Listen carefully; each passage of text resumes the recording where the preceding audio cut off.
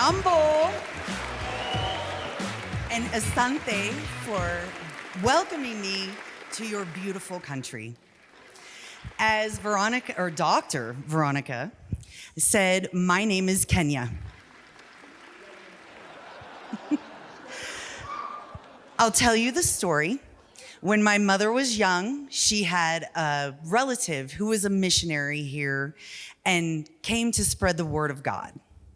And when she came back to visit in the United States, she told my mother stories of all the wild animals that she's seen, how beautiful the country was, and how amazing all the people that she had met. And so when she was about 15, she decided that if she ever had a daughter, she would be named Kenya. And here I am. And today I want to talk to you a little bit about how I almost wasn't. Many of the previous speakers spoke of the year 2020 and how COVID had put a hitch in their lives. And I myself had many changes in that year. We all had struggles individual to each other, all over the world. And on October 31st of 2020, my husband and I had an argument. It really wasn't that bad of an argument. However, and in fact, within hours, he had forgotten that we had even had words.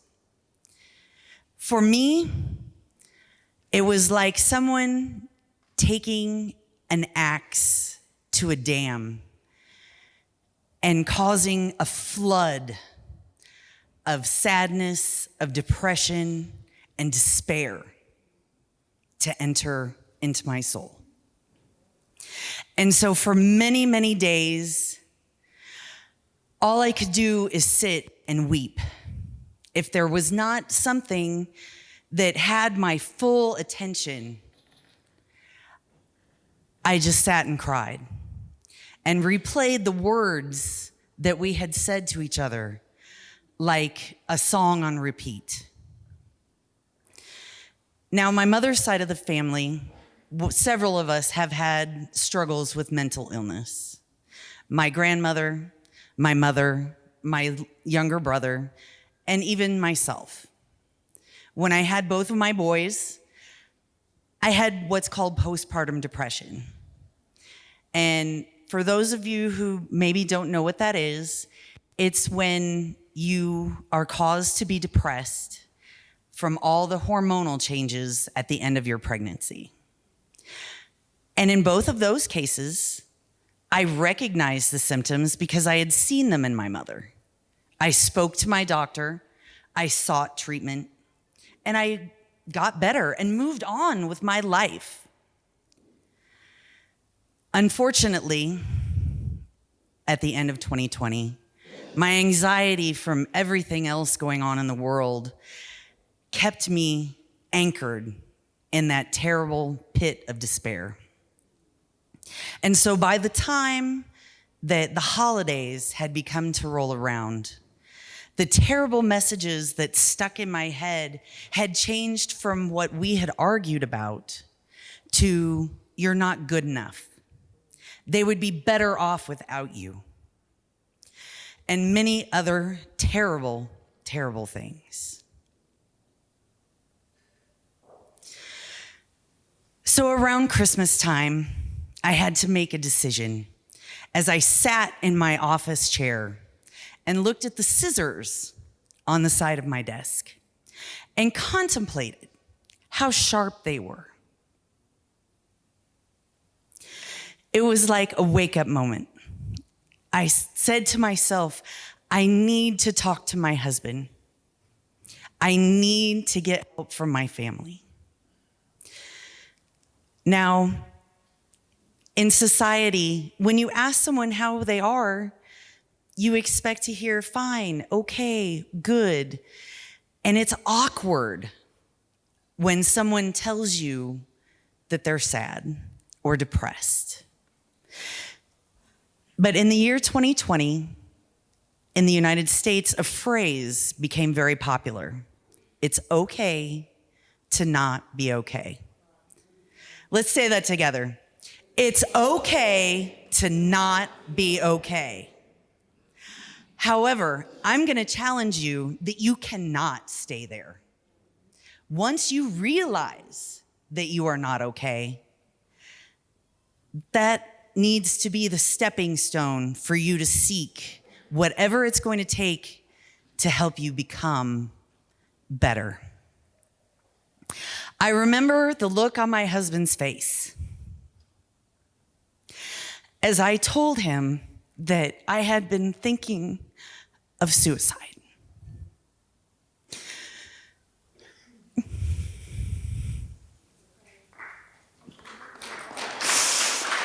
And he said to me, I knew something was wrong, but I had no idea it was that bad. And for anyone who has ever suffered with depression or mental illness, we put that smile on when we go out in public because we do not want to burden our friends and family with our pain. But seeing the look on his face, I knew that the pain that I would cause from leaving would be much worse than having him help me share my burden. And so I reached out and made an appointment with a doctor and had to wait 3 more months. And every day I would just tell myself, just a few more weeks, just a few more days. It's all in your head. You know it's going to be okay. And I tried to talk to some of my friends. They're like, oh, you just need to exercise. Oh, you just need to meditate. I know that exercise for 30 minutes a day does wonderful, wonderful things. It helps you to release other hormones that make you feel good and help to fight depression. But I was so far in the pit of despair that I might exercise once and then go for weeks. I had actually discovered the joy of meditation during 2020 when we all had a little bit more time. And there's many, many different people on YouTube that have guided meditations if you ever want to try, but you think, oh, sitting and thinking about nothing for minutes at a time is terrible. I have ADHD, that's what I thought. But the guided meditations help you stay focused and can help you work through many things. Again, staring into that dark pit. I couldn't stay focused on what they were saying to me enough to keep moving forward. Finally, my doctor's appointment came. And again, trying to explain to them what I was feeling, what I had been going through, I could barely get the words out. I sat and sobbed uncontrollably and felt so ashamed that I couldn't really articulate. And we decided that I should go on an antidepressant, which I actually still take. I am on Wellbutrin, and it has done wonders for me. In fact, it was almost like flipping a switch. After 2 or 3 days, I went from sobbing uncontrollably day in and day out to having a smile back on my face. And the next thing I did for myself was start therapy. And again, I sat in her office, ashamed that I could barely articulate to her what I had been feeling. But it was one of the best things that I could have ever done. She gave a name to the broken record in my head, rumination. And it's when the emotions hold on to those thoughts. Just like Dr. Ray was talking, it's stuck back here, and you need to move everything forward to where you are thinking. And one of the best things that she gave me as a tool was a trick to help get me out of the rumination, out of the broken record, and thinking more clearly. And I am going to share that with you today. When you're in your emotions, it's in a different part of your brain than when you're thinking. And she said, what you need to do is make this part of your brain work. Do something that requires logic. So, have you ever had someone tell you count to 10 before you say something in anger? That is exactly what you are doing. You are making the thinking, logical part of your brain take over for your emotions. So what I do is I do the multiplications of 9. 9 times 1 is 1. 9 times 2 is 18. 9 times 3 is 27. And usually by the time I get to 9 times 6 or 9 times 7, I have calmed down. I am able to think more clearly, and I can at least temporarily stop the rumination, because it is something that I am still growing and still evolving in my life, because it is a journey. It is an evolution. And I'm still very hard on myself. And when I think I have disappointed someone, whether it's myself, whether it's my family, my friends, that broken record, the rumination, starts all over again.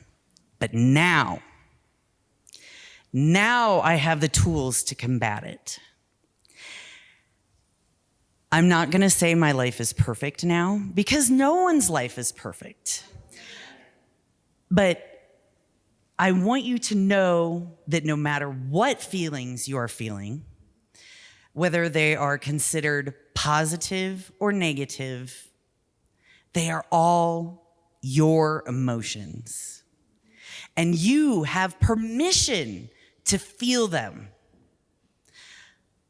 When you're sad, when you're depressed, when you don't feel up to doing things, don't stay stuck there. Start doing the things that bring you joy. Think the thoughts that get you out of that rumination and back on your path of purpose. I have so much enjoyed being here in this country, and I am so glad that God helped me get through that time in my life so that I could be here with all of you. Again, my name is Kenya, and I love you all. Thank you so much. One of the easiest things we can do is put on a mask and cover ourselves with a smile or a simple "I'm good." But to stand on stage and be brave enough to admit the things that you have went through, you don't know how many people you have helped, because some people aren't strong enough yet. So just remember the words that she said. And when you have to pause and just remember the pain that someone else would suffer with you not being here. I love you, Kenya. I'd like to say that I cannot reflect your situation, except it was my wife who was suppressed, not me. I was in your husband's position.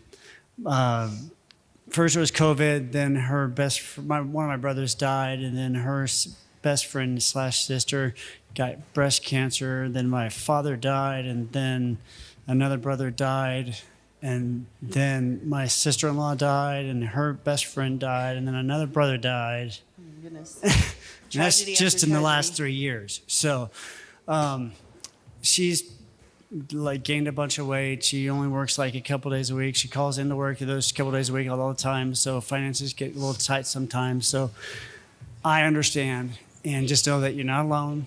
There are people out there who can love you and help you. And don't be afraid to talk about it. It's okay to experience your emotions. And you see, even when you see those tears coming up, they just show that you are getting in terms with what's in you. They show your inner strength.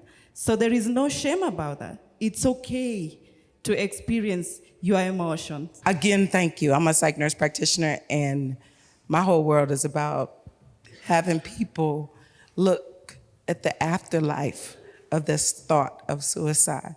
And I appreciate you for talking. My initial work is in mental health, and I've worked with this young lady too in the field of mental health.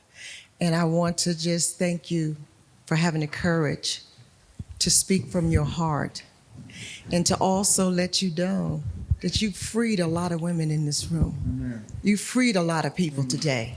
I'm very happy, and I discussed something like this in afternoon with few ladies. What I have learned is it is okay not to be okay, and never be ashamed of your situation. Find someone who is going to hold a space for you, someone who is going to give you a basket to pour out what you are having. Don't die with your pain. Hi guys. I don't have any takeaways, just love for you, Kenya.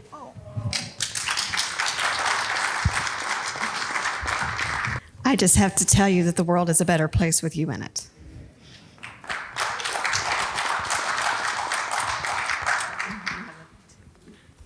And you are loved very much.